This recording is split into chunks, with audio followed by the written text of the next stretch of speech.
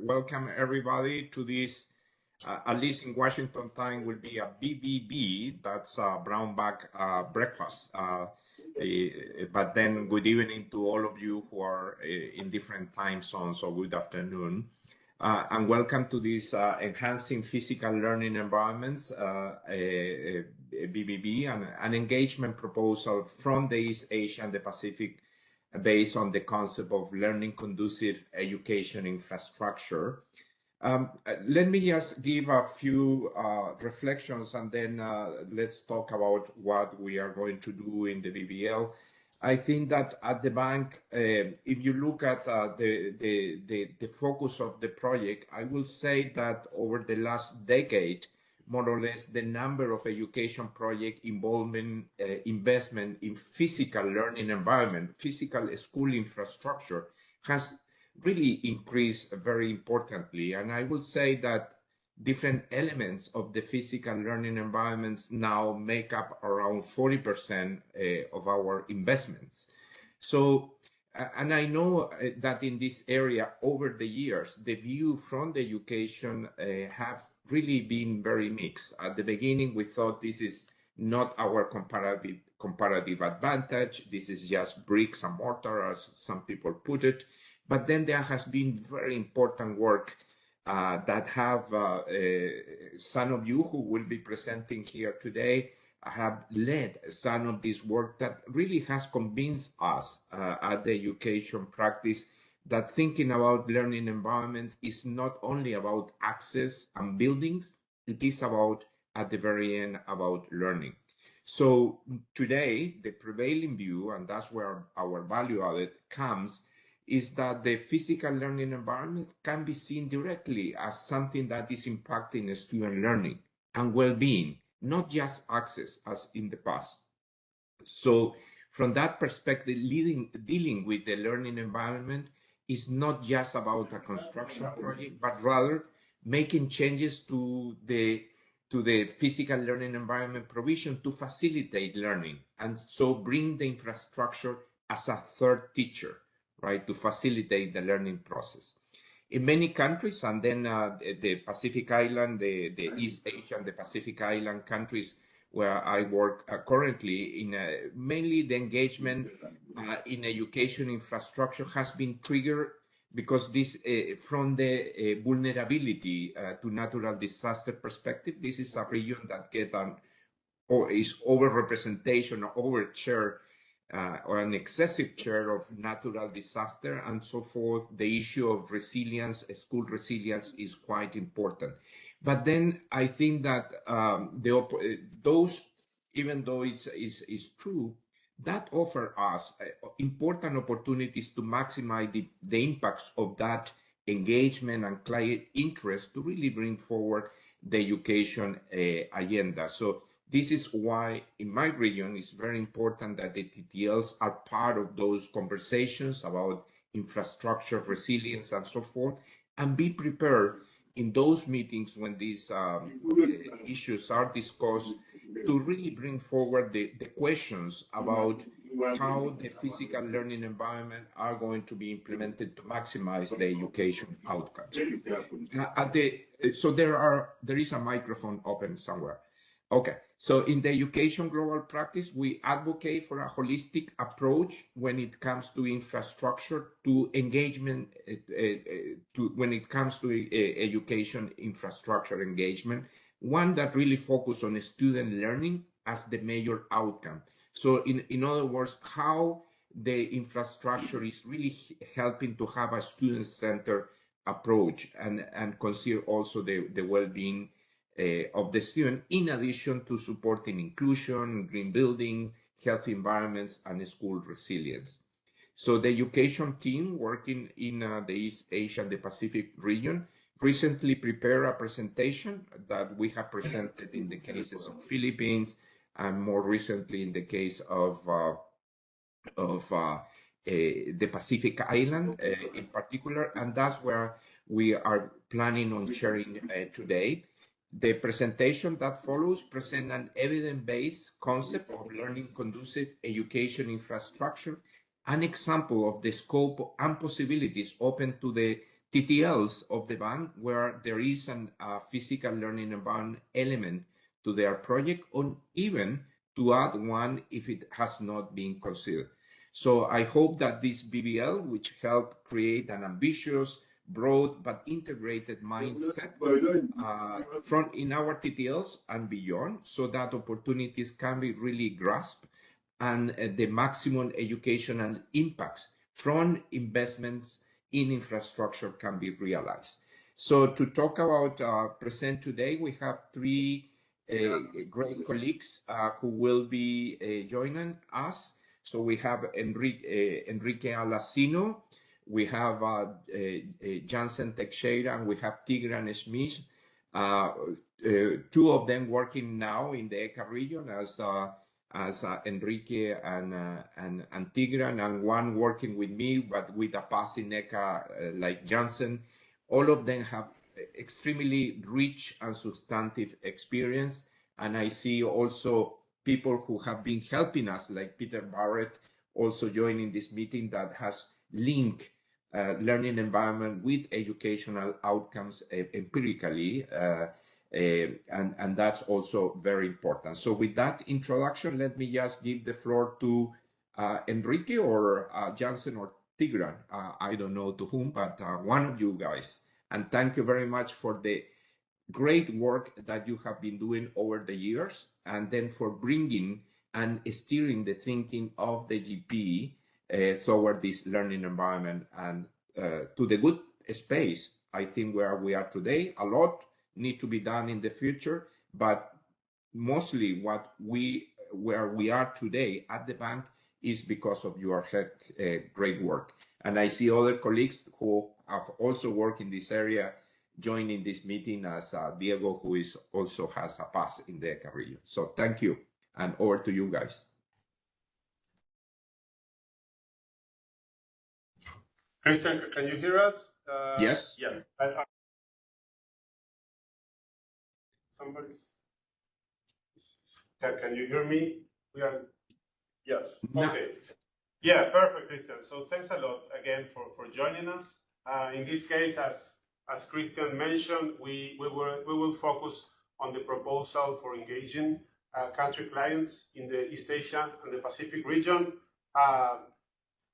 but also we will use the opportunity to share with you a bit on what we have been doing in terms of developing a framework to approach the physical learning environments. Mainly, we will share this in detail, but this is the approach that we call the right approach to the physical learning environments. Just as briefly an outline of what we are trying to present. So first of all, a definition about on the physical learning environment, a bit on the work of the thematic group, the importance that we see of the physical learning environments, and we will share a bit on the approach. And then we will move to Jansen, Tigran, and Peter with the experience of the East Asia and the Pacific. So to start, this is maybe one of the main things that we wanted to share. This is the definition that we are trying to shape about the physical learning environment, referring to the learning spaces, the school as a whole, and the network of education facilities. That is the spaces in which students, teachers, content, equipment interact, especially classrooms, but not only. The second element is the school as a whole, that include the buildings, the libraries, the outdoor spaces, kitchens, etc. And the third element is the network of the education facilities itself, that we commonly refer as education infrastructure. So these three elements, we want to highlight that this is because when we see the World Bank projects and the concept that we are using, in some regions, for example, they dedicate a lot to the spaces, meaning the classrooms, and I just focus on counting classrooms. So this is one aspect, but not only. And also because we're seeing that learning can happen everywhere and not just in the classroom. So that is why I also put the second element, the school as a whole, because we see the school as a system of interconnected spaces with the objective of producing, to enhance the teaching and learning process. And finally, we see the PLEs as a network of education facilities, because we are not just talking about 1 school, 20 schools, 30 schools. We are talking about an issue that is at scale, and we need to have a broad approach, to the interconnections in the system in terms of the different uses that we can do, for example, to ensure inclusion or receive climate resilience, as we will see right away. This is part of the thematic group that we are brand new. We started by the end of last calendar year, and we are just a group of TTLs from the education DP, but also from GPU, working to provide some strategic, technical, and operational guidance to SAS teams, and trying to help to approach what we call the physical learning environment. This is the list of who we are. Please do reach out in case that you want to know more, or to join us. That would be great too. So maybe here on the motivation. So why are we saying that this is essential to enhance the physical learning environment? The first element has to do with the learning crisis. As we know, low and middle income countries see a decline in learning outcomes. Learning poverty is increasing, countries with 70%. Then we see the need to maximize the results of the investment, especially in countries with fiscal constraints, when they need to get the maximum of the investment that they do in education, especially, of course, in physical learning environment. That is a big ticket in that budget.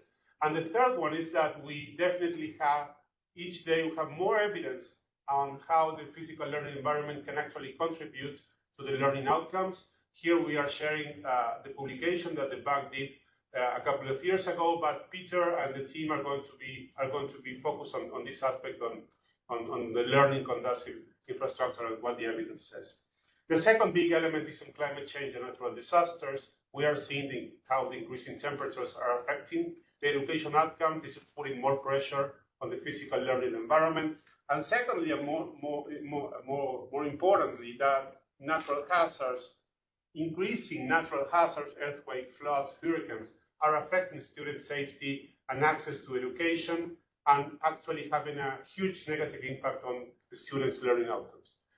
The third big element is on the World Bank investment side.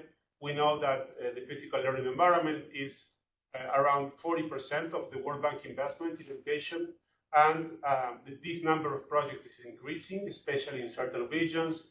And not only this, but also with the complexity that we are several GPs working on school infrastructure, physical learning environment, and we need to coordinate an approach to ensure that we are really maximizing the investment.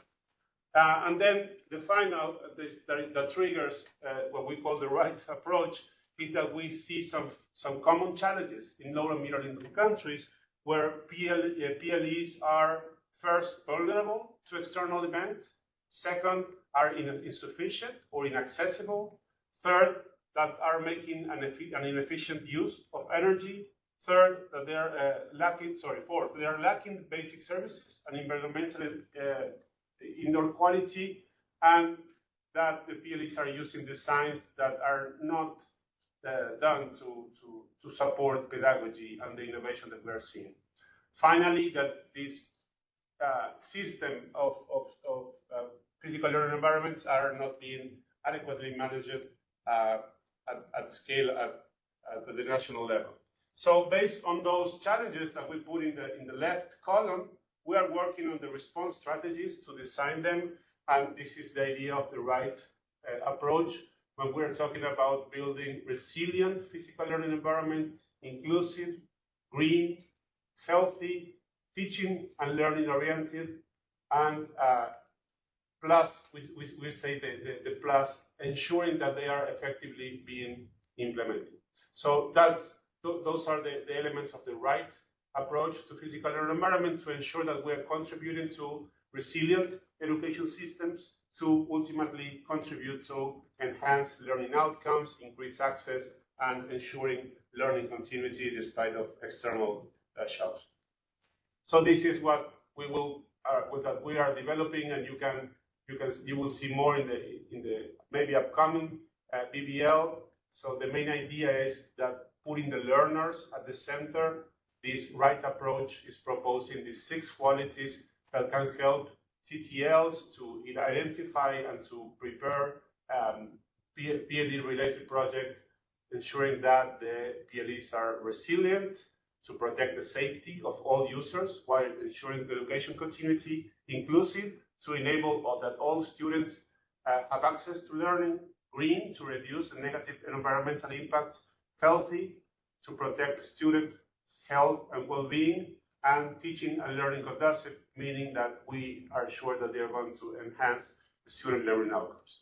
And all of these elements with an effective implementation to ensure that the school infrastructure provision at scale is being adequately managed. The next step is that using these ideas, the right approach, will organize some categories and some attributes that we will use, and we will share with the JAS teams to identify and decide the projects. More on this coming, but just to share that these are some of the publications that we are using, and you will see in the intranet that we are creating. You have the links here in case you want some of them, but also you can reach us for sure. So before going to Jansen and the team on the poll, we put some questions for you. Please, if you can respond there, we can afterwards comment a bit on the results and your visions. With this, going to you, Jansen. Thanks, Enrique. I apologize. I have a flu and basically with no voice. So sorry for that. Not a good day. Being sick. The question that we try to respond in the Pacific while putting together a proposal for engaging in education infrastructure is this one that you can see in this slide here, on how to efficiently engage in a way that you can maximize the impacts of education infrastructure investments on learning. So having students at the center of the engagement, as Christian and Enrique highlighted. So this proposal was prepared for the Pacific and is pretty much aligned with the T of the Right Plus framework just shared by Enrique. You can see in this illustration on the left some of the Pacific Island countries we call the PLEs, where they are located. This gives you a sense of the size of those countries and their remoteness. Next slide, please, Enrique. On the context, those countries, they are extremely vulnerable to natural disasters, including quakes, tropical storms, volcanic eruptions, to name a few. And those disasters, when they hit the peaks, they usually lead to huge economic losses. Estimations from the bank show that only in the South Pacific, and South Pacific is like Fiji, Samoa, Tonga, so only those countries on average per year, something very close to 90 million US of losses caused by the disasters. There is also another very interesting prediction. Forecast is that some of those countries, mainly the atoll nations, they could even submerge by the end of this century. Countries like Kiribati, Tuvalu, and RMI, because they are basically flat land with a few meters of elevation over the sea level, being the highest elevations in their countries, in their lands. And this is because of the increase in the sea level caused mostly by global warming. And a curious a piece of evidence is that Kiribati bought land in one of the islands of Fiji and offered to the population to migrate to that land, less vulnerable to the increase of sea level. But there is a huge challenge for the population because that island is located far away from the capital of Kiribati. Also, the Pacific Island considered very small and among the smallest and most remote in the world. I'm currently based in the Philippines, and I have projects in Tonga. And for me to get from Philippines to Tonga, I need 2 days, which is basically the same time that my colleague based in Washington, Audi, needs to travel from Washington to Tonga. It's really a remote location. It's hard to get there because of connectivity and yeah, it's difficult for trading. And finally, not important to say that students are not learning in the Pacific. Our team estimated learning poverty less than 1 year ago for the PEAKs, and the results came quite shocking. Very high learning poverty across the island, except for Palau, which is higher income country or low mid income country. I forgot. I do know that the PIB per capita is over 14,000 in Palau, but in countries like Tonga, Tuvalu, and Kiribati, learning poverty is over 70%. That's why having learning as the focus of the investment is paramount.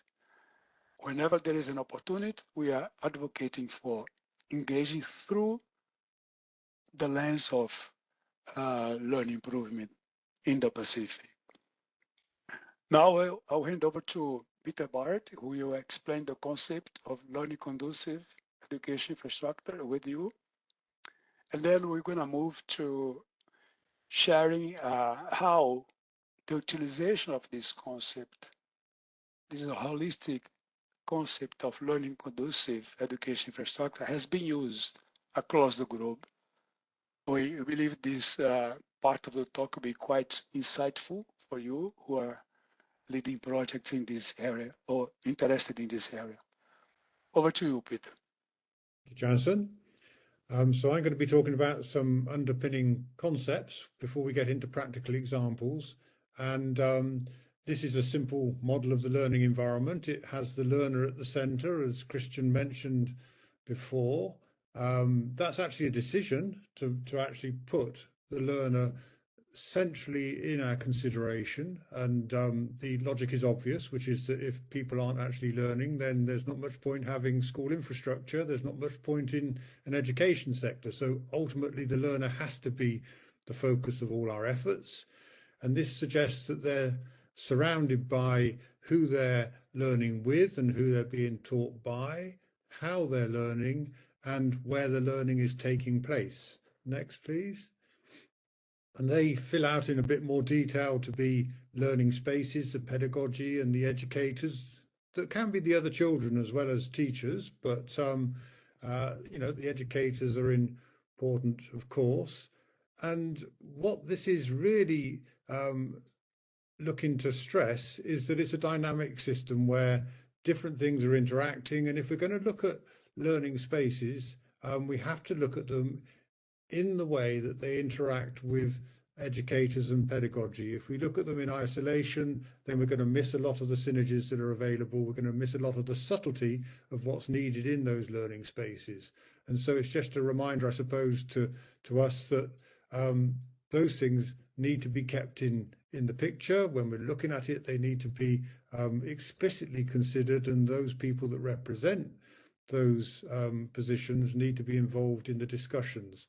And then beyond that, there's the general environment, and this is the country environment to some extent. It's the social and cultural aspects, the political aspects, the technical aspects, which could be climate, and the economic aspects in terms of what can be afforded and what technology is available to actually build schools and change them and so on.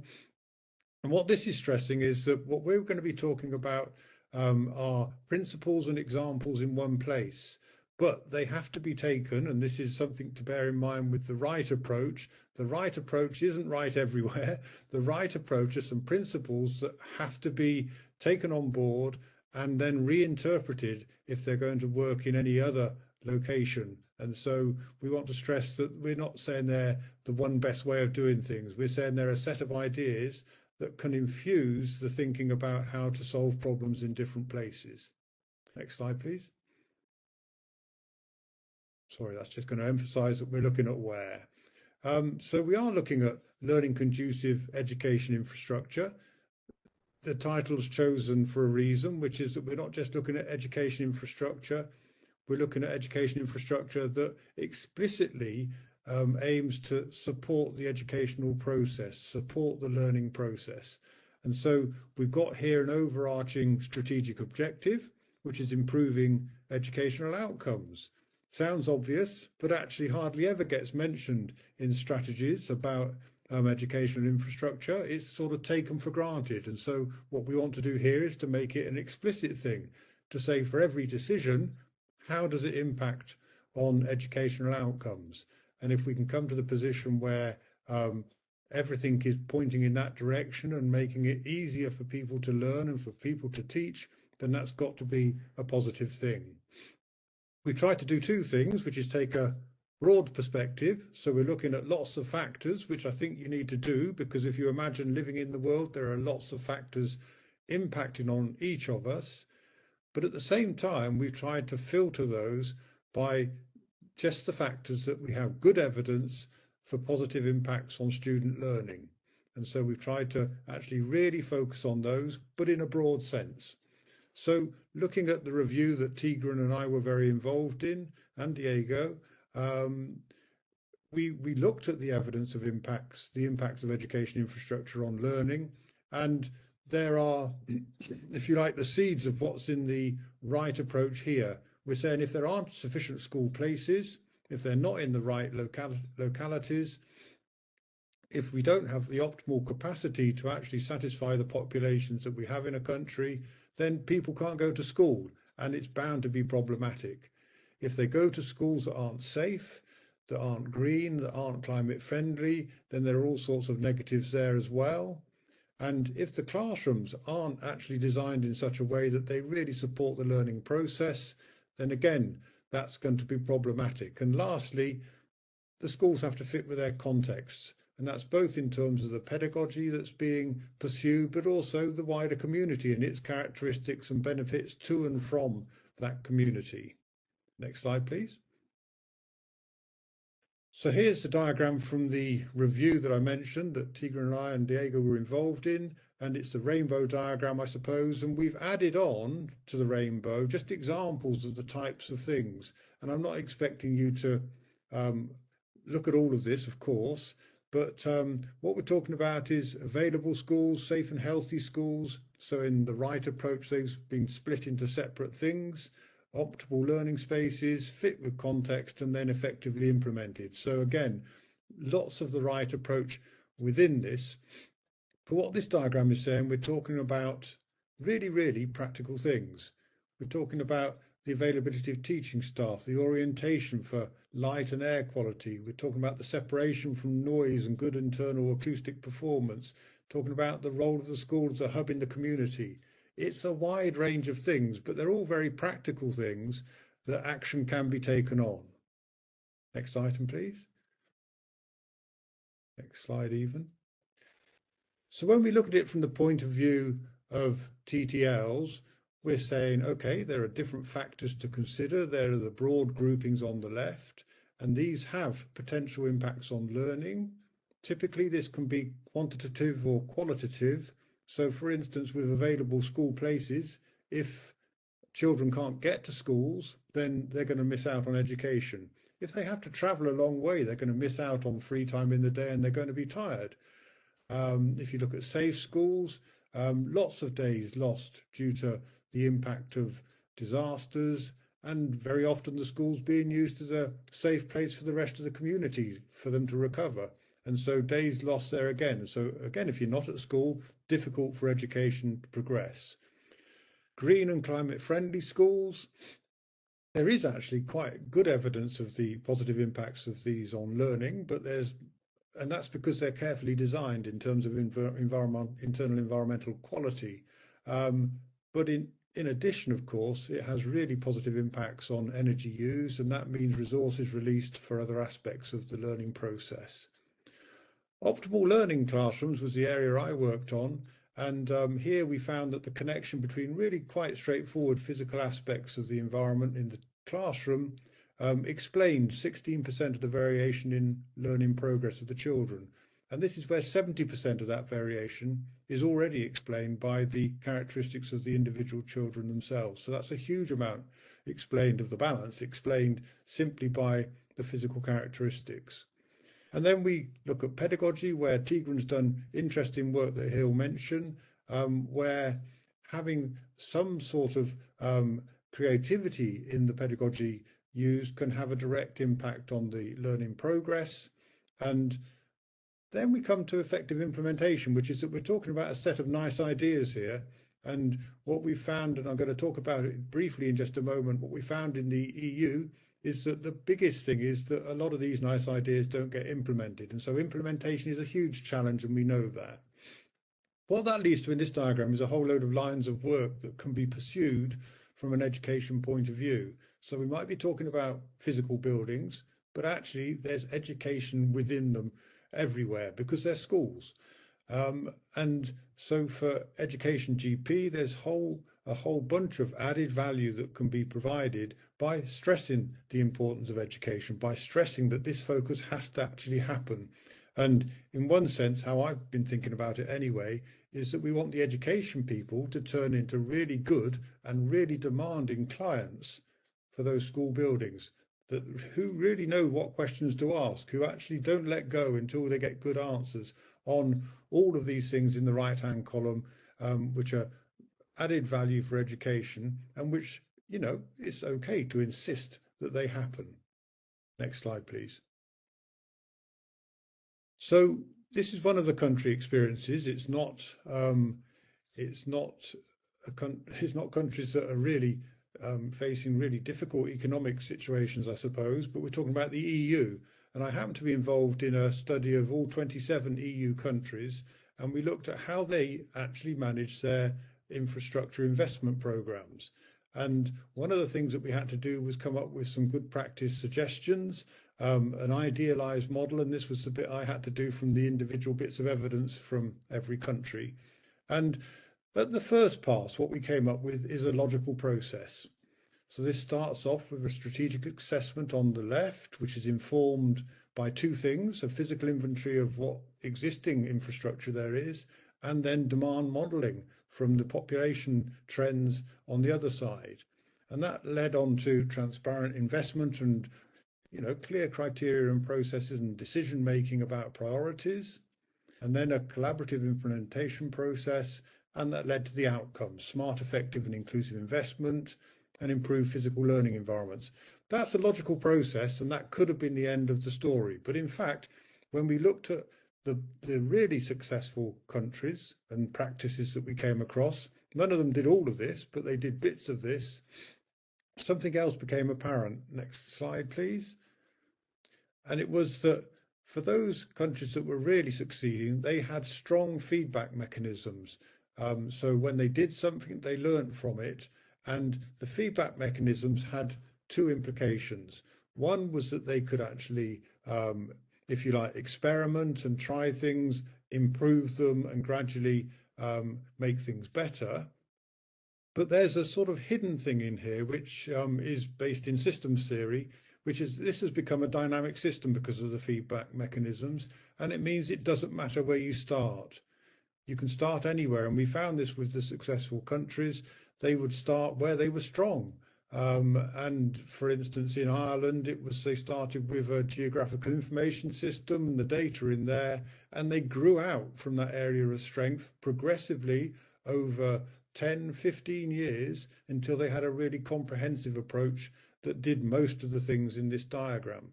And so For a TTL, what it means from my point of view anyway, is here's the scope of what you might be trying to do in advice in different countries at different times, but you don't have to imagine you do it all at the same time. It's perfectly okay to say, where can we start? But then always be looking for where to add on additional elements, because you start to get the benefits flowing from all those different things once you have the capacity to include them in. Thank you. I think that's me. Yeah, thanks, Peter. I'm back. So another example to share with you today is from Romania. In 2016, we were asked by the government to help them with the development of a strategy for investments in education infrastructure.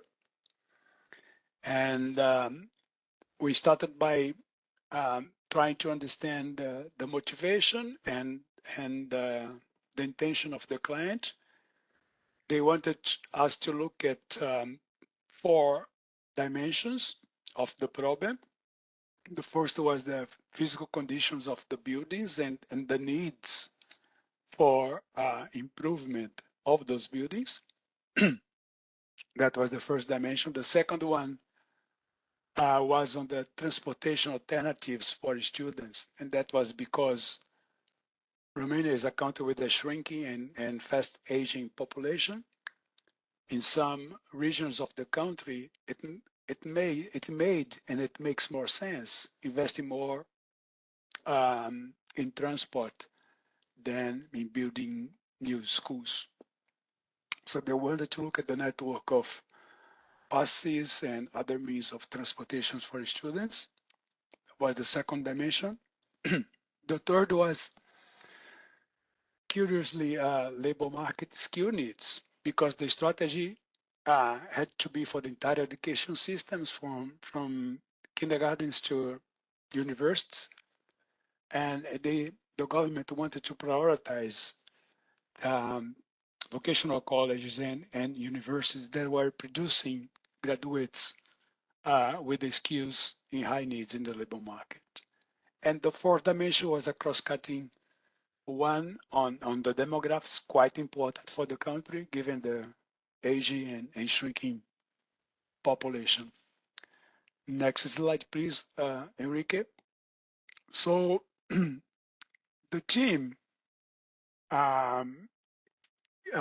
collected, cleaned, and analyzed a massive amount of data, huge data sets, to understand what that data was telling us in terms of investment needs. And by doing so, we put together a very long list of indicators. You can see some indicators on the left side of these slides. From the demographic pressure, school capacity index was an index created for Romania, amenities, utilities, until dropout rates, repetition rates. And we mapped each indicator to the different types of schools, from nurseries, kindergartens to universities. And you can see the mapping on the left side of the slide. The dots representing some sort of correlation between the indicator and the type of institutions in terms of importance of that indicator for the type of schools.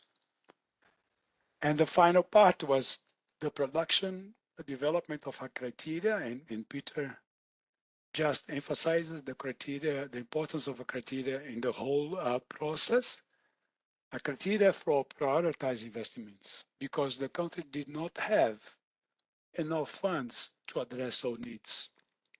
On the right side of the slide, you can see a sample of the criteria with the 4 dimensions, each dimension with some indicators, each indicator with intervals, each interval with the number of points, a score, in a way that the higher the need, you have the higher score. The higher the need, the higher the points.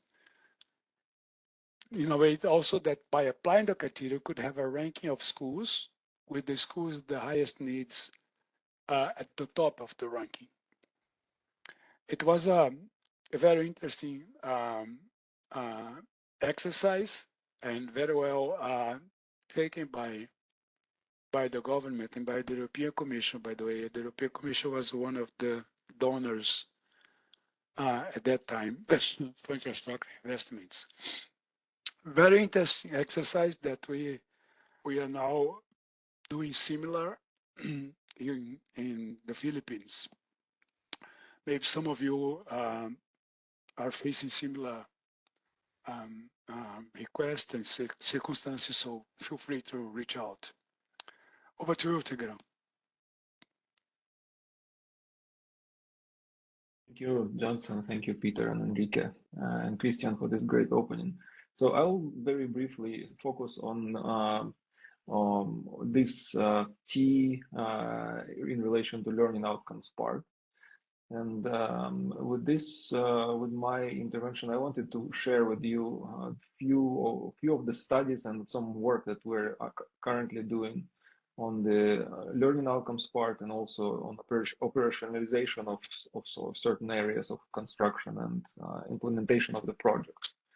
So for this one, I am mentioning, and I guess few of the colleagues, or maybe many of you have seen this kind of studies.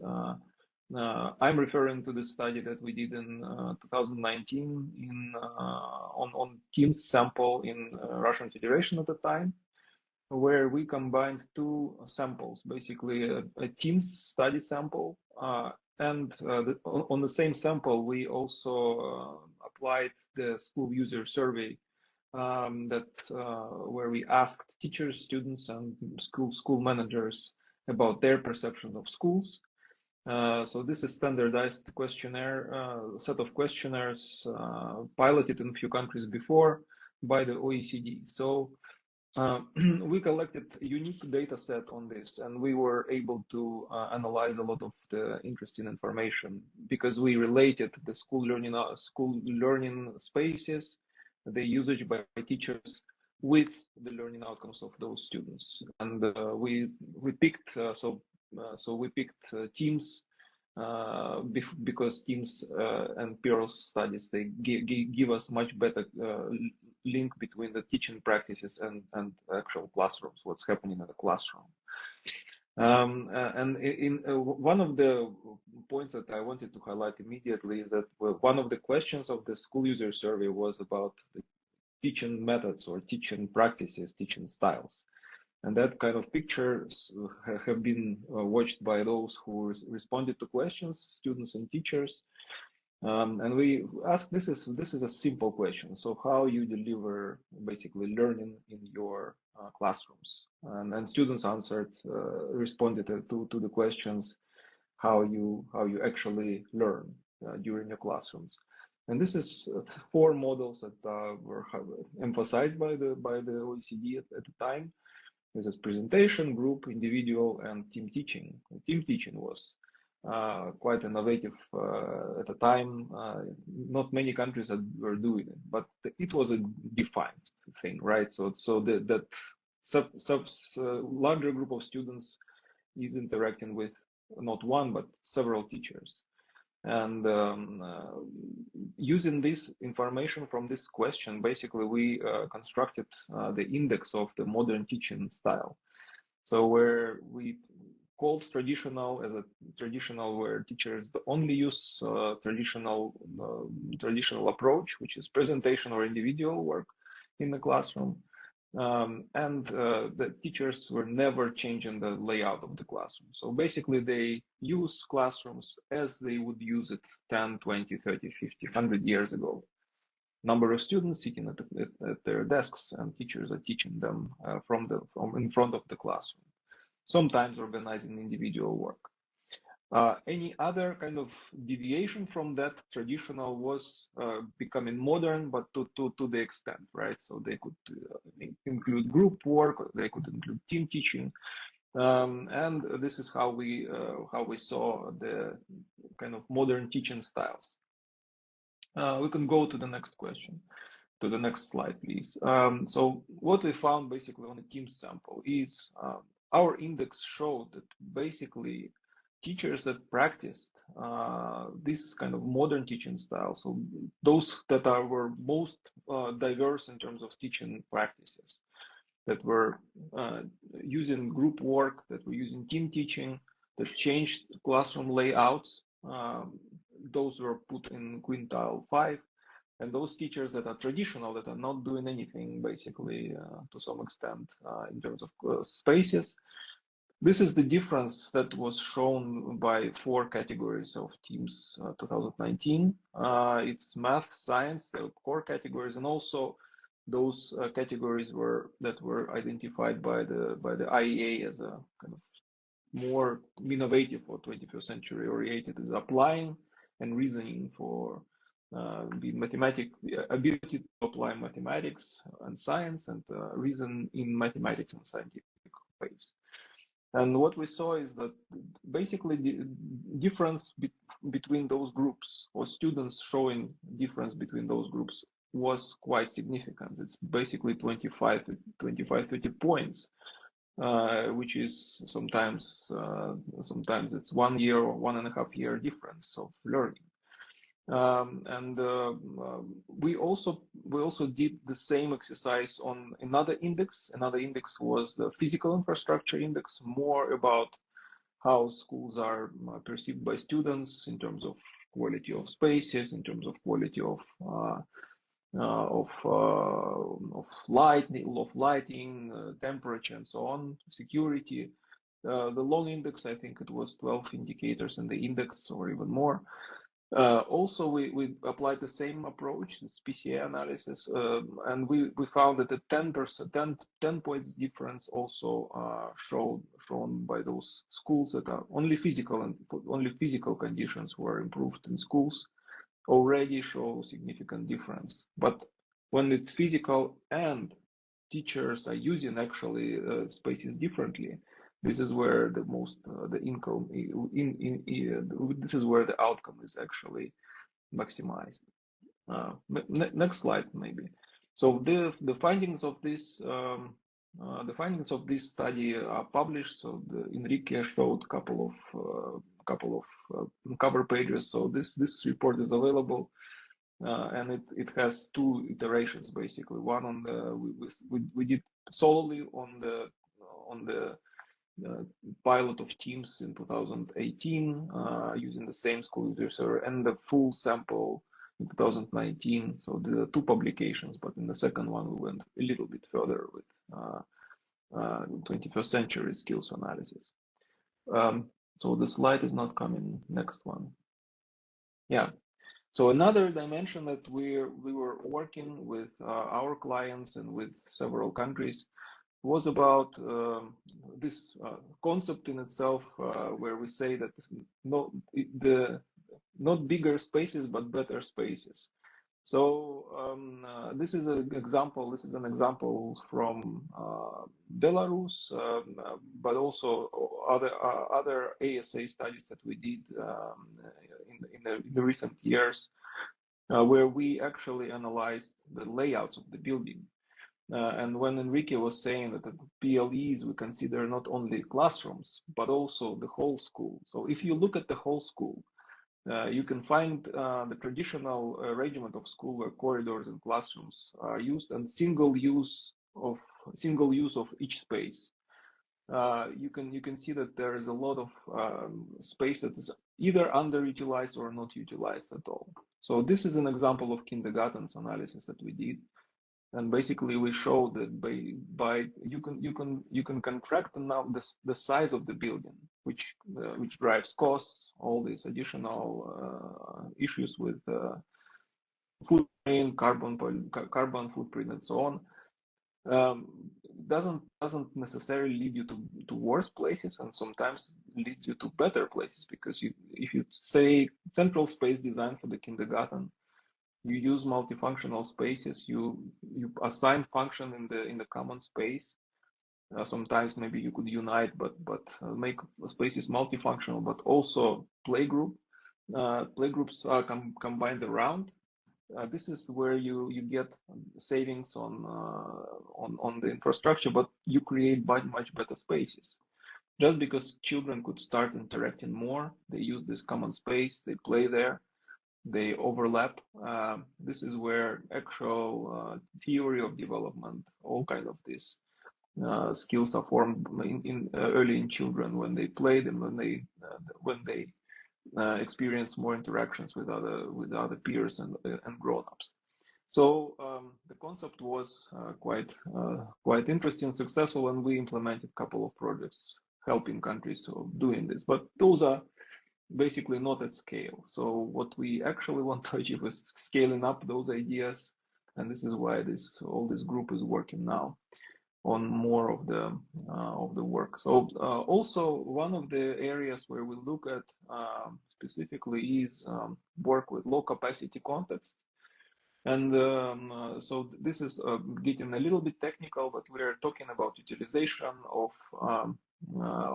the local materials and how countries actually could utilize their available materials, available practices to actually achieve much better spaces. So the concept of or the idea of that creating innovative learning environments doesn't mean that you have to make them fancy, expensive, and very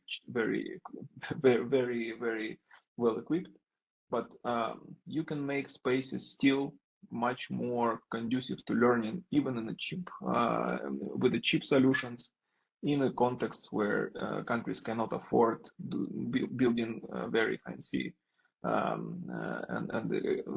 say in engineeringly or architecturally solid structures, but still you could achieve a lot in terms of learning outcomes. Next slide. So this is a slide where we are saying about mentioning about our upcoming publication. It was also on the slide. We are researching, and basically it's coming soon. We were researching the modern methods of construction, so-called. This is the approach, which is infamous word for this was prefabrication or prefabs. But we are looking comprehensively at this modular approach to buildings, but also some other types of construction now, where actually countries could maximize the impact with either the same resource with the predictability and speed, or with savings on scalability.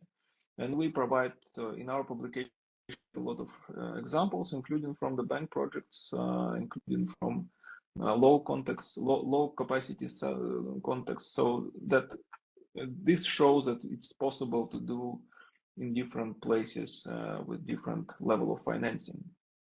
One thing that we're now researching a little bit further is actually 3D printing. So 3D printing of buildings is becoming very interesting.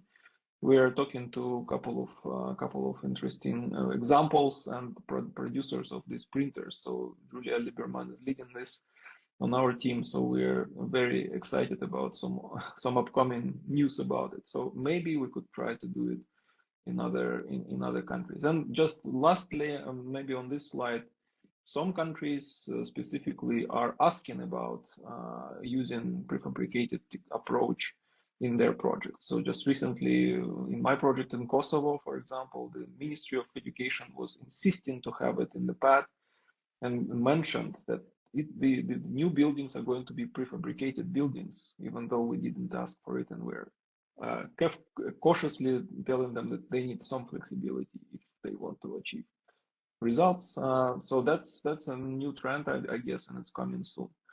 And the last one that I wanted to say a few words about in the context of the optimization and better use of technology and materials, we are also looking at methods of construction where local materials and nature-based construction is applied. A little bit more, not a little bit, a lot more of our team and our group is going to say about greening of the public buildings and and the green approach, where these presentations are going to be down the line. But you see a couple of examples from countries where you could see that the modern technologies are coming back to the natural, renewable materials, and you could see it across rich countries or high-income countries or lower middle income countries, and this is actually a way to utilize what we have and basically build more green and more environmentally sustainable buildings. I'll stop here and over to you, Johnson, for conclusions. Yeah, to conclude, you see on the right side a photo, a pic of a school devastated by a tsunami in Tonga less than 2 years ago. I visited this school. I was impressed by the extension of the damage, not only this one, but across the island. That's to say and to illustrate that our current engagement in the Pacific is triggered by disasters, as Christian mentioned to you. But this is a context that we cannot ignore. That is in which the improvement of learning outcomes, education outcomes more broadly, is paramount. What we just shared with you is an engagement approach that we truly believe that can be used if an opportunity arises to maximize the impacts of our financial support in countries like the Pacific Island countries. And by doing so, we see that we can be leveraging our investments and contribute to much higher human capital outcomes and social outcomes than currently observed.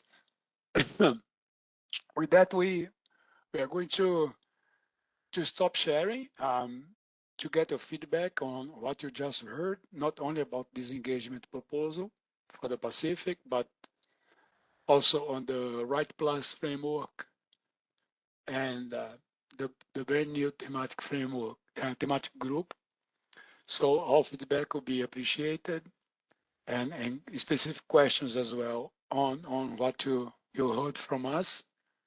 We're very keen to take your questions. So the floor is now open for questions and feedback, please. Thank you very much, Enrique, Jansen, Peter, and Tigran. This has been even though I have seen the presentation before when we presented it to the country director for the Pacific Island, it's always very rich and short.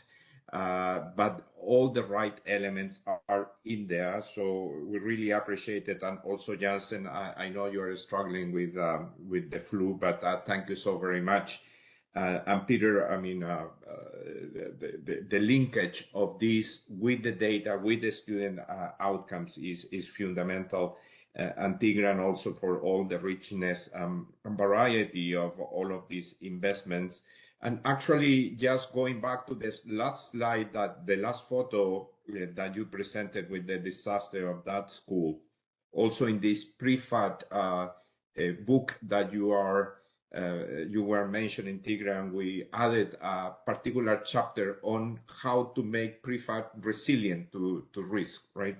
To make it more attuned to the realities of this region. But I really look forward to learn more about this 3D printing that you were mentioning as well. So with that, let me just open the floor, colleagues, for questions, reflections, comments. Please, the floor is open. Don't be shy. Ayesha, I see your hands up. Yes, thank you for the wonderful presentation. I think these were great insights.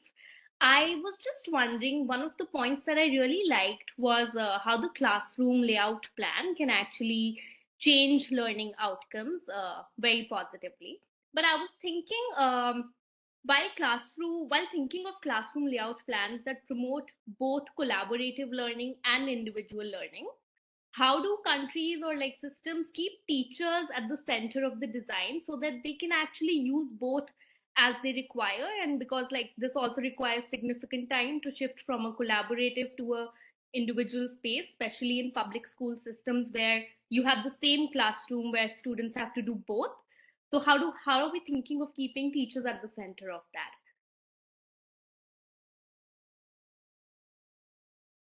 Thank you, Ayesha.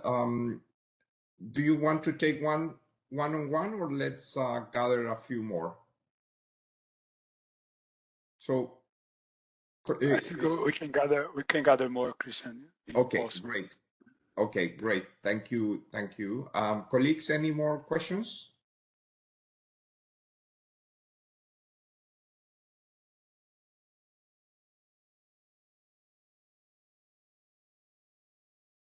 Okay, maybe on my side, on the 3D printing part that you mentioned a little bit, Tigran, if you can expand a little bit on, if you know the details, but is this that's for me like science fiction at this time. So what is for printing the structural parts of the school? Is for what parts, and how this is done? I know that there are experience in Denmark and I think in the US doing this, but that will be super interesting. Okay, colleagues, more questions?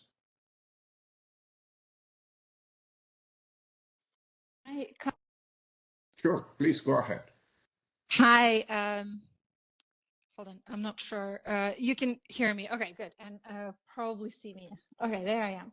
Hi, Christian. Hi, Janssen and Tigran and everyone else. Good to see you. I have a question from here in Islamabad.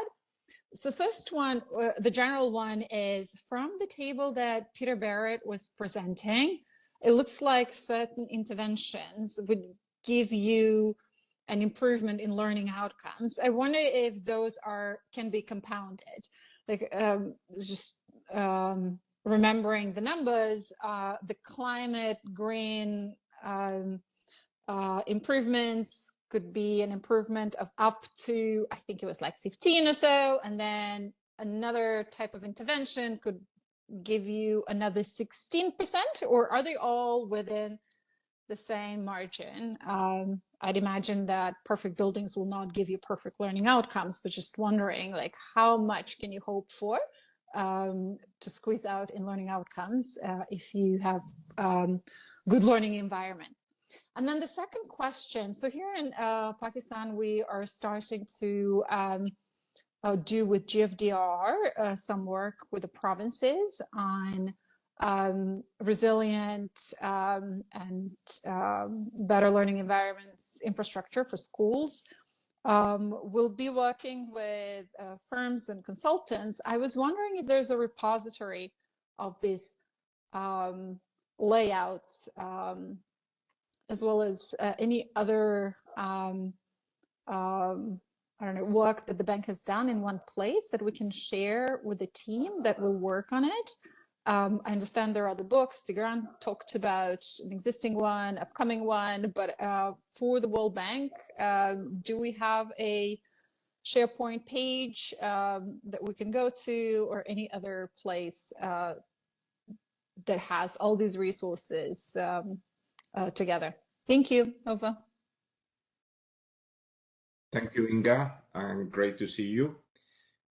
So we have a bunch of questions, so let's go. We have Ayesha on this individual and collective and how to move the teacher at the center. Then we have the questions from Inga, one to Peter, and maybe the other one on the repository could go to Enrique, and then to Tigran on the printers, or maybe if that is Julia, right, Enrique? Julia is much better positioned. Yeah, maybe maybe Julia. I could take the first one if yes, okay. If you don't mind. So yeah, yeah, thank you. Thank you, Aisha, for this question. So we, when we started to study this, the questionnaire on school user survey, basically we didn't expect much on team teaching, frankly speaking, in countries.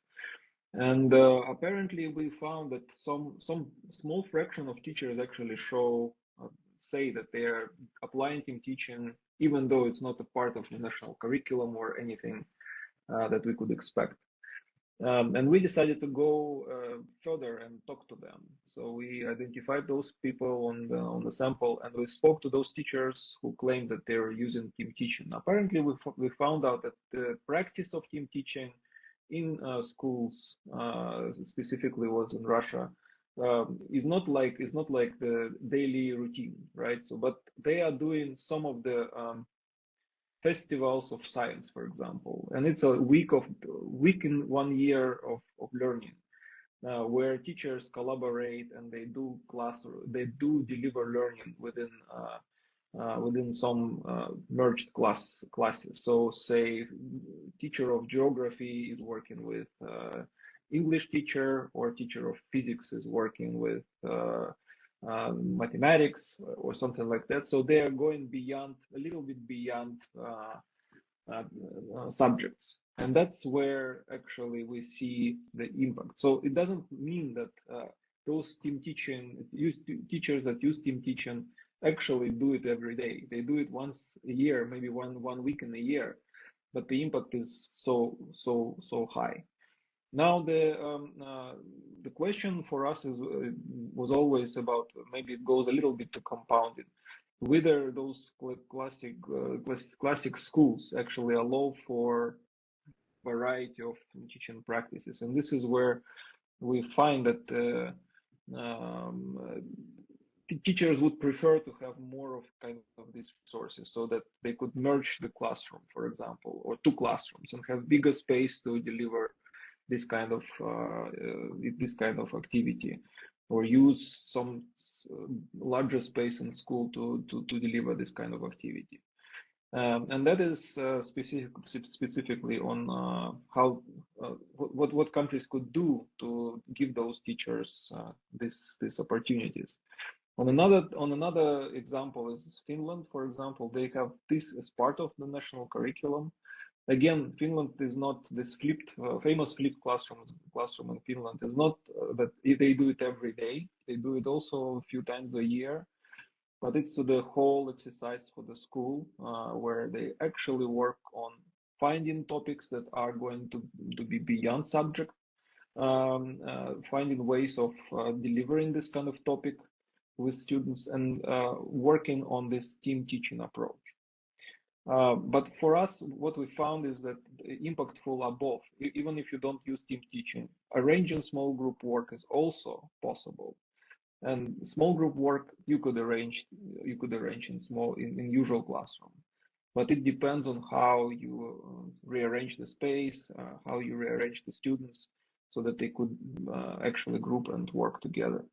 So the more flexibility you have, the better learning outcomes. But you could look at the study that we did. We also tried to do some further deeper analysis of causality with modern methodologies of research, where we actually show that learning environments become important when teachers start using them in a way innovatively. So message is simple. You can build a fancy school, transformable, whatever you could do. If teachers don't use it for learning with a specific approach, this is where you're just missed with the investment. So fit for context and train teachers and create opportunities for them. That's the answer. So we are trying to send this message through our counterparts. When counterparts are wanting us to finance only schools or renovation of schools, this is where we say it's not only schools, not only infrastructure. This is also work with teachers, curriculum, your approach to learning, and how learning should happen in those spaces. I hope I'll answer this question. Thank you. Over to, I don't know, you, Julia, maybe on the... Yeah. I can say something on those areas if it helps. So on the teamwork versus the individual teacher, I think it's almost a false dichotomy. It doesn't have to be one or the other, and that's because there's lots in between for one thing, and it's because with flexibility in the classroom you can do both. And I'm from the UK, so I'm using that as an example. Blended learning in primary schools, at least, is absolutely typical here. People will be working in groups, they'll be taught from the front, they're all getting a big cluster on the ground and be taught as a whole class from there. And we've recently done case studies of other situations with flexible furniture where the teacher still interacts with the children in a variety of ways, but they can move around because of the technology, because of movable desks and everything, and that can be dynamically happening throughout the day. So I think actually there's lots of options between and around those two extremes of how you approach teaching, and they're all doable, but they need investments. And this is typically in the area of furniture, actually, which is something which maybe we don't give enough attention to. You know, we think of the classroom, but actually the classroom plus the furniture and so on is really what provides the props for the teacher. And then on Inga's point about the individual impacts that were mentioned, I love the idea that we could have such a good school that the children walk into it and they just walk out again and they're educated. I think that would be brilliant, but obviously unlikely. So when we did our study of schools, we looked at individual aspects first, and we found big impacts of light, of air quality, and so on. And then when we looked at everything together, those impacts were less for the individual bits. And so every time you measure one thing, you tend to be sweeping in other things that you're not measuring. And so, for instance, with the impacts because of green buildings, that's not because they're green, really. It's because they're well designed and they have aspects which are picked up in other studies. And so there will be limits on this. And the big limit is the variability amongst the individual children themselves. And then, of course, there's teaching practice and the skill of the teachers. But what it is showing is that in each of those areas, if they're addressed, there are potential benefits, whether they're direct or indirect. And the thing which I didn't have time to say, but I love to say, is in terms of diminishing returns, the 80-20 rule, the Pareto principle, they're all the same idea, really. It's easier to get the benefits by hitting on lots of different fronts because you get the 20% giving you the 80% impact on lots of fronts, rather than trying to make one bit perfect. And so there is a danger that sometimes we try and perfect one aspect and we ignore the others. And it's much better, if you can, to try and address things on a broad front. Then you will get more benefit out for the thing that matters, which is the learning and the teaching that goes on in the space. So I hope that answers it. You're right that we can't just add them up. Thank you. Thank you. Maybe let's go to Julia and then Enrique. Yeah, thank you. Just a reminder that we have a poll with just some question for the participants. It would be great if you can leave us some comments there so we can continue this work. Okay. Sure. Thank you very much for this question. First of all, thank you, Felix, for the excellent presentation. And Christian, to the question on 3D construction printing, yes, this is something that we within the team are looking at. The first 3D constructed school was done in Malawi several years ago. And really the impetus for this work was various countries and private sector actors trying to address the housing crisis in various parts of the world, in the US and Mexico and Kenya and Angola. And so now the application to schools is really something that we're looking at also in the context of our client countries. So not high-income countries, but countries where there may be low resources, where there may be a priority in using local resources for construction, where there is a need to really focus on skill development and address a skilling shortage in particular types of skills. And we're, to be honest, we're really learning a lot at this point. There are different kinds of printers using different kinds of, robotic arm, gantry, different costs. So there are all these questions that we are trying to better understand the application for the education sector, also in terms of application to ensure conducive learning environment, and also in terms of architectural designs, sustainability, as Jansen was showing us the pictures, to help to address the climate crises. So we're looking at this from different angles. And Omar El-Sid, who's connected, he's based in Malawi. He visited the school, the first school, and so he's also looking at this topic from an engineering perspective. He's an engineer. We are going to have a discussion, a very preliminary discussion with a professor from UVA, or not UVA, sorry, Virginia Tech, Andrew McCoy, next week. We'll share the invitation. It's a preliminary meeting. It's not a BBL. We look forward to having a proper BBL once we have more substantive sort of knowledge on this topic. But we'll invite everyone to join the discussion and ask any questions at this sort of preliminary stage. I don't know if, Omar, you want to come in if you have any comments. Omar? Oh, yeah, we can hear you, Omar. Go ahead. So yeah, it's still very new to most of us, but we're looking also in terms of the issues of sustainability, the cost and affordability, and also in terms of localization of the materials that could be used with specific country requirements. So the technology is still kind of new in the market, although it's been there for some years, but the demand is not so high, and end of the day it will be a demand driven, but the biggest thing is about the climate change and resilience, also for DRR shocks, and also in terms of the strength of the materials that will be used.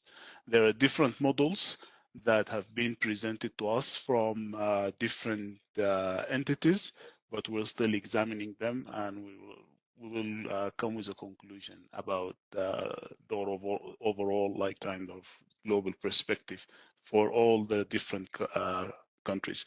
It's now being formally used in Europe. Germany has the standards, and the US also have a standard for 3D printing. It's still being developed in the Middle East. It's being like widely used in different countries. So we're also considering what would be the optimization of international standards that could also be used in implementation during construction. Thank you very much. Thank you, Omar. And maybe this is something to add to the Kosovo part, Tigran, not only the brief. Okay, let's go to Enrique on the repository. And also there is a question from Han Yuan, or a request to put the PPT. So maybe the PPT that our colleagues presented today can go into that repository also, Enrique. Thanks a lot. Yeah, so we're working with the GEEK team to ensure that we have an intranet site for the physical learning environments. And there we are going to share some first things, more on the narrative, the evidence, of course, some technical resources, but also we're trying to collect some instruments and maybe things that the TTL have been developing for their own projects and now can be relevant for the rest. But of course, that takes a lot of work in terms of gathering, processing, and organizing the instruments. So first of all, yes, this will be in the internet maybe in the next 2 months. But second, and most importantly, please do share, because I'm sure you have resources, you have Excels, you have things that you have been preparing for your projects and are going to be relevant maybe for other TTLs. So this is coming hopefully in the next 2 months. Yeah, and the presentation for sure we will see. I think we can paste it here on the chat too, but we will circulate it after the video for sure. Thank you. I see 2 hands up. One, Inga, I hope it's a new hand, not an old one, and then Johnson. Yes, a new hand. Another question. So my other question is about multi-grade teaching, something that we find a lot in South Asia and perhaps in some other regions as well.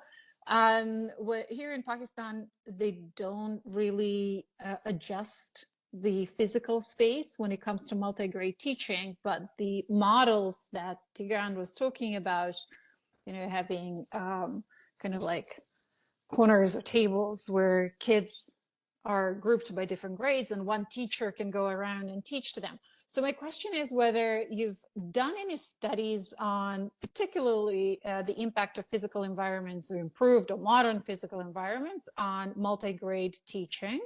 And if those resources exist, I'd love to take a look at them.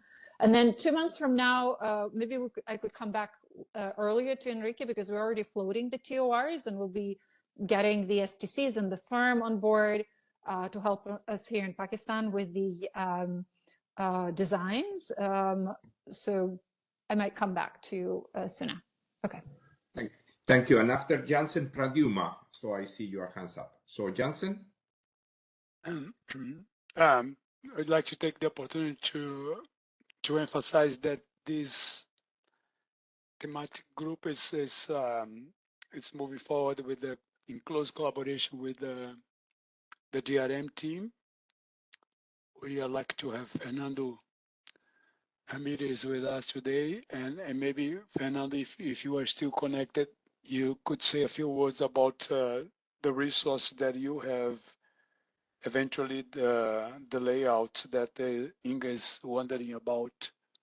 I don't know if you have a collection of those layouts, Fernando, readily available. Are you still with us? Yes, Fernando is there, and I saw his camera on. So Fernando, great to have you with us in this. Thank you.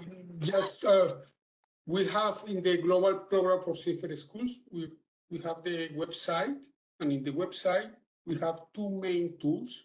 One is the roadmap for safer schools, and the second one is the global library for school infrastructure. In these two tools, it's a repository of information about the performance of school buildings in case of earthquakes, floods, etc. So it's a useful tool, and I'm happy to expand any information you may need in this area. Thank you. And Fernando, if you could drop the link maybe in the chat, so okay, I could maybe go straight there and start researching your site. Thank you. But Fernando is an old friend and collaborator, so just reach out to him if you need to. Sorry, Fernando, I hope that I'm not cluttering your inbox. No, it's perfect. Okay. Pradyuma. Thank you so much, Christian.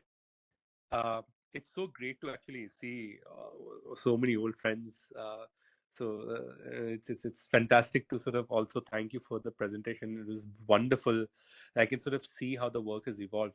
So I mean, really hopeful for the publications that you spoke about. So I have two sort of broad questions. So the first question is on policy. I wonder if you have found examples of, policies on physical learning environments that are not as much norms-based in terms of what materials to use or what sizes the classrooms should be, but are more oriented towards outcomes that those learning environments are supposed to achieve. For example, in terms of luminosity, in terms of the air quality and so on, insulation, so on and so forth. I asked that question with the context that in India, a lot of the construction that happens, especially brick and mortar, is very sort of driven by very set norms that were set up by the Public Works Department. And it'd be good to sort of see if there are examples that we know we can aspire for. So that's number one. The second question is, are there any publications or is there any work ongoing that can, provide us some ideas on what are the resources that a government needs to undertake work in this? So yes, there are public works departments that build schools, for example, in India. However, the thinking that we are talking about discussing during this session is not there. So I wonder if there are sort of examples of, good systems which have good units, physical learning environment units with architects and, learning designers, etc., who that we could use as a template to sort of have conversations with states on the capacity that they need to build to be able to do this work and sustain this work. And secondly, Along with that, if there are any, again, guides, reflections on, the time it takes from concept to the school building being up for different materials, different construction times, etc. If there is any guidance on that, that would be very helpful. Again, if it is something that you're planning in the new publication, it would also be very helpful to know about the same. Thank you. Back to you. Thank you. And then Neelam, great to see you too. Good to see you. I had a quick question and then a comment. So I was wondering, in your experience during these different studies, how flexible were the governments for public schools to explore new models of refurbished schools, and specifically in developing regions? I saw some were mostly in Europe, but in other countries, how flexible were the client countries to explore new models? And related to that, was there a costing exercise done for these different models? I'm doing a bit of work for Africa region on costing, and it varies drastically. So it would be of interest to see how different models are costed and how the costing varies for these different models and the existing models as well. Thirdly, I was intrigued on, do we have a list of materials or models that specifically contribute to climate adaptative measures? Specifically, like, okay, this like sort of a list, because now there is this climate goal that we have CCBs, and so looking into that, do we have sort of a list? Okay, these are the measures. We usually write climate friendly environment or climate smart schools, but we don't have like an agreed list of this is what we mean when we say climate smart schools, or these are the list of things that can be incorporated, and most of them are now becoming like generic language in the pad, and there's a need to have more details. So this is more of a question to Enrique, to perhaps we can put something together to explore this moving forward. Okay, a great question. So let's go to the panelists, and then we have then after this, I think we will not have more time for questions, and then we will conclude. So I don't know who wants to take their different points on policies, experience with policies on the resources, what is the receptivity of the client to flexible new form, costing the exercise, list of materials, and so forth. So maybe, Tigran, you have lots of experience with the flexible new models and the dialogue with clients, and how impactful your work was with the early childhood education, for example, work. Yes. So thank you. This is a good question, but I could be responding to it for a long time. So I'll try to do it shortly. So the receptivity of client is very different, and actually in different countries you could have different bureaucratic cycles to achieve the change.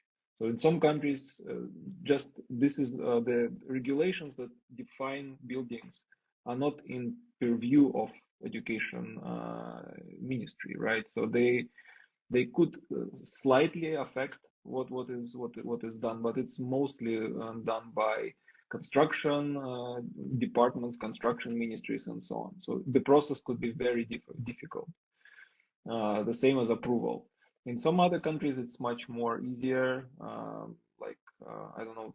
I'll mention Kosovo again. So, for example, the definition of the layouts is totally under control of the Ministry of Education. So it's much easier for them to adapt to changes. Now, so this is a short answer. Long answer is in publications, and we could have a separate discussion. To the question of Inga on multi-grade teaching, it's quite interesting. We have I could ask friends, because they did it in Denmark specifically, and Denmark actually they tried to experiment how to make this multi-grade, whether to mix them by age or by line. So that's a really interesting approach, and it relates to learning environment in one school where they adapted it every time to different models. So that was a lot of experimentation and modeling. in relation to space. So I will ask friends and maybe connect you with them. And probably I'll stop here because there was a lot of questions. So influencing the government is not always easy. And we don't have a lot of examples from our client countries, so we are trying to create those. So you could look at Tajikistan project just recently approved. It's exactly working with the development of the approach to schools, so that they could then implement the schools with a pedagogical thinking, not only architectural or engineering. I'll stop here. Thank you very much. These are great questions. Thank you, Tigran. Peter, and then Jansen and Enrique. We will go in that order.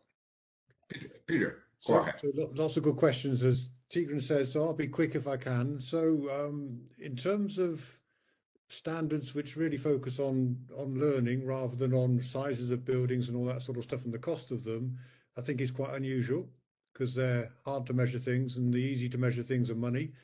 Having said that, in Norway, the lead ministry in relation to schools is the public health one rather than the education one, rather unbelievably. So their internal environmental quality is fantastic, but they have very expensive solutions. So they're not really very easy for everybody to copy. But it is an example of somewhere where if that ministry has a really strong push, those things are given explicit consideration.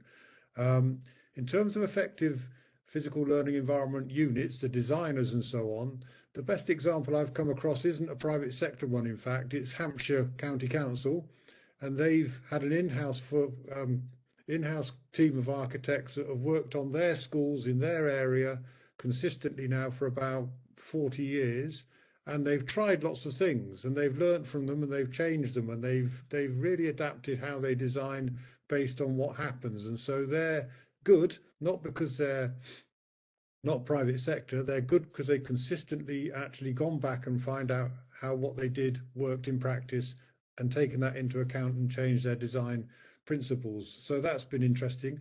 I think the idea of people understanding clearly about which materials are green in inverted commas or not is a good one. It would be good to have some guidance on that. And I recently came across a nice summary around the issue of embodied energy in construction, and there are some pretty clear answers there about which materials take a hell of a lot of energy to get them in place. And it raises the issue as well for me, which is that once they're in place, you shouldn't throw them away if you don't have to. So actually that points towards refurbishment sometimes rather than building new. And I think I should stop there. Thank you, Peter. Jansen? I will take two questions together and very quickly on the question on policy and orientation towards outcomes, and the one on appetite for exploring new models. And the example that I have to share is Uzbekistan, that did both at once. So first there was openness for experiencing new models and for learning from other countries.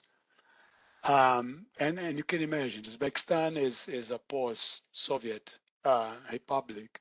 So school buildings look at exactly the same until 5 years ago, and no difference, like the standard type of schools. It took a visit to Finland and to Sweden, plus multiple conversations for them to very quickly adopt this notion and concept of innovative learning environments, and also to change policies and standards and orient those policies and standards towards learning outcomes. It was beautiful, quickly done. Now we see modern schools in Uzbekistan everywhere. So it's a good example to learn from on appetite for new models and policies. Over. Thank you, Jansen. Enrique? Thank you, Christian. So just one thing about the standards and the processes, if I could give just one response to that, just ensure that in the design process, both parts are involved. The architects and the pedagogical teams. If you ensure that that is happening, you are doing a lot already. So in your projects, just ensure that collaboration is actually happening with the mechanisms that you can find depending on the country and the context you're working on. So then on the specifically, yeah, the NILAM, the next step is to, on the right approach, we plan to share some concepts, some examples, instruments, specific, very concrete attributes that we want you to take into account. Again, those are principles. It's not a rigid approach. It's some principles, but also with instruments to operationalize in the operation. So that will be maybe the next conversation. So thanks a lot. Again, thank you, Christian, and please do reach out.